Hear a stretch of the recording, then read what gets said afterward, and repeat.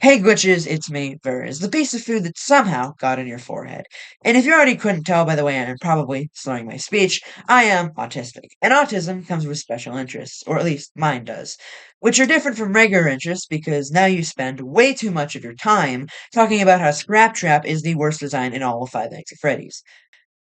Now, I have been planning to infect my special interest onto this YouTube channel in any way I know how, but so far I've only talked about Transformers, because most of my other videos have just been playing Class of '09. So why not take a break and try to make my autism contagious by talking about how I got all these special interests? The first ever special interest that I ever had was when I was a toddler, and it was Angry Birds. Subtle brag, but I was able to read at the age of 2, through the help of PBS Kids, because I grew up without cable, and that was the only way I was able to learn. But due to my, at the time, undiagnosed ADHD, my parents didn't really know how to entertain me. So like most kids my age at the time, I was just given access to the internet, albeit restricted. I was given an iPad, and I don't think I've ever used an Apple product since then, by the way. In the script, I'm supposed to say, if I remember correctly, the iPad was borrowed, but recently, before filming this, I figured out that the iPad wasn't borrowed, and it was actually something my dad had, and he just gave it to me because I was a shitty child that couldn't be entertained. So let's continue on as if that never happened. Now, since this iPad was my dad's, it did come with some pre-existing games on it with pre-existing progress. But since it was the early 2010s, it was a whole fuckload of Angry Birds games. From the original Angry Birds to Angry Birds Star Wars to Angry Birds 2, I guess. And then to my personal favorite, Angry Birds Transformers. Subtle foreshadowing, by the way. Now, now Angry Birds was the epitome of my existence to a point where the first movie I remember going to see in a movie theater was when I was about 6. See, the Angry Birds movie, which is a movie that pretty much nobody asked for except for 6-year-old me, basically was coming out in 2016. And so I pretty much begged and begged my parents to send me there. Or now whether that is now unless it might have been a surprise, I'm not entirely sure. It's been so long. But evidently when I go to the movie theater, my dad's like, "Oh, I'm going to show you a movie." He didn't tell me what movie until I see the poster, and I'm like, "Oh, cool. Yeah, I'm going to see this." And my parents to this day know every single Angry Birds names. That is entirely how big that special interest was. Anyway, going back to Angry Birds Transformers, I liked Angry Birds Transformers so much that I ended up watching every live action Transformers movie, or at least maybe the ones we had. I don't fully remember. And while most of them weren't suitable for a 6-year-old, I still liked them. Even though I didn't fully understand what was going on and was not paying enough attention. Listen, I said I was able to read it too. I never said I had good literacy. Which inevitably brings us to the next special interest, Transformers. Now, there's not much else to say here that I didn't already say about 5 seconds ago, other than the fact that I did eventually get some genuine Transformers figures. Like this guy, or rather, girl, and this cool guy, and a whole bunch of others that are on this shelf right next to me. However, that's not the only thing my dad showed me when I was little, because my dad was a massive nerd. Because he's where I get the autism from. He was a specific nerd related to sci-fi and a whole bunch of tech stuff.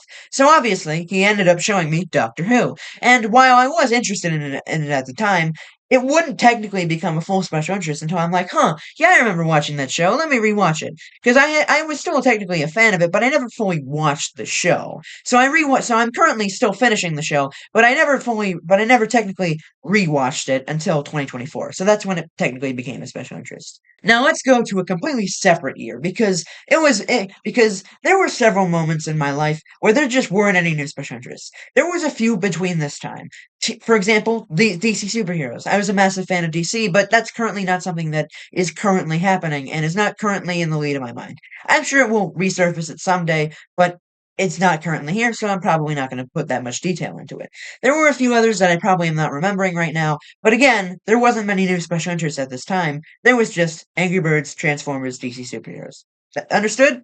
Okay, good. I was until 2019. See, I was on YouTube a whole bunch for a 9-year-old, and watched an odd amount of Annoying Orange. Like, maybe that's the entire reason why I speak too loud. Now, I couldn't have notifications on as I was now, I couldn't have notifications on for Annoying Orange videos because I was watching on my dad's YouTube account, and if I had notifications on, he would get annoyed because he would be able to see the content I watch for some reason. Now, Now, one day, I accidentally did click on subscriptions, which I don't tend to do because most of my subscriptions are dads, which are tech content. But the first thing that showed up was an Annoying Orange gaming video. And yes, Annoying Orange does have a gaming channel. Please keep up. And this Annoying Orange gaming video happened to be Orange playing Five Nights at Freddy's VR Help Wanted. And and I had heard of Five Nights at Freddy's several times in my life, but I always thought of it as the weird thing. Like, I never understood why people liked it. It was just a cool horror game. To be fair, as a kid, I was never into horror. I was kind of just into the cool Angry Birds shit. Because, I was a weird kid. But evidently, when I saw this video, I'm like, huh, this is pretty cool. Oh, he was playing the Blacklight Vent Repair level, specifically the Ennard level. And if you actually know how to play that level, you know that right before you beat the game, Winter jump scares you very, very oddly. That doesn't even happen in the regular mode. And this jump scare terrified me when I was watching this video for the first time. So I was like, huh, that was really scary. I see the hype in this. Let me go look up some more of this. And I ended up finding the legendary YouTuber of Daco. Evidently, I started mimicking his Birmingham accent so much that my parents half the time didn't even know what I was trying to say. So that was fun. Now, since I'm a Gen Alpha kid, I obviously went on Roblox and discovered a whole bunch of shit that luckily didn't result in me getting groomed. And I was the type of kid to friend request fucking everybody in the server. And as custom when you're playing on Roblox, I obviously played a whole bunch of roleplay games. Many of these were Five Nights at Freddy's roleplay games, but there was one specific one that I had never actually seen before. See, one of these many friends, that simply happened because I friend requested everyone on the server, had invited me to a roleplay game that I hadn't been to before, titled BFB 3D RP. And I found it cool that most of the characters that you could be were objects, as I found it interesting that most of the characters you could be were objects, and it was kind of odd to me. So I decided to look up BFB to figure out what the source material was.